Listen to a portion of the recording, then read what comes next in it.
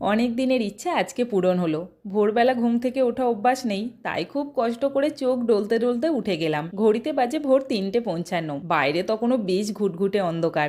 আর দেরি না করে সকালের স্নানটাও তাড়াতাড়ি সেরে ফেললাম। স্নান করতে বেশ ভালোই লাগলো, জলটা ঠান্ডা ঠান্ডা ছিল। বেলাতে জল এতটা গরম হয়ে যায় যেন মনে হয় গিজারের জলে স্নান করছি। একটা সিম্পল কটনের শাড়ি পরে আমি রেডি হয়ে গেছি। আমরা বেরিয়েও পড়েছি। ঘড়িতে বাজে এখন ওই 4:45 মতো। আমাদের গাড়িও এসে গেছে। আর গাড়িতে উঠে বাইরে সূর্যোদয় দেখতে দেখতে আমরা যাচ্ছি। আর তোমাদের তো বলাই হলো না আমরা কোথায় যাচ্ছি। আমার অনেক দিনের ইচ্ছে ছিল মায়াপুরে যাব। আমি কখনো মায়াপুরে যাইনি, তাই পুরো ফ্যামিলি মিলে এই ট্যুরটা করলাম। আমরা মোট 40 জন ছিলাম। আর সকালের টিফিনটা গাড়িতেই করেছি। টিফিনে ছিল লুচি, আলুর দম আর মিষ্টি। মজা আড্ডা দিতে দিতে কখন যে মায়াপুরে পৌঁছে গেলাম বুঝতেই পারলাম না। আর এই যে মন্দিরটা দেখছো, এটাই সেই মায়াপুর ইস্কন মন্দির। এটা দেখার জন্য দেশ বিদেশ থেকে শত শত মানুষ এখানে আসে।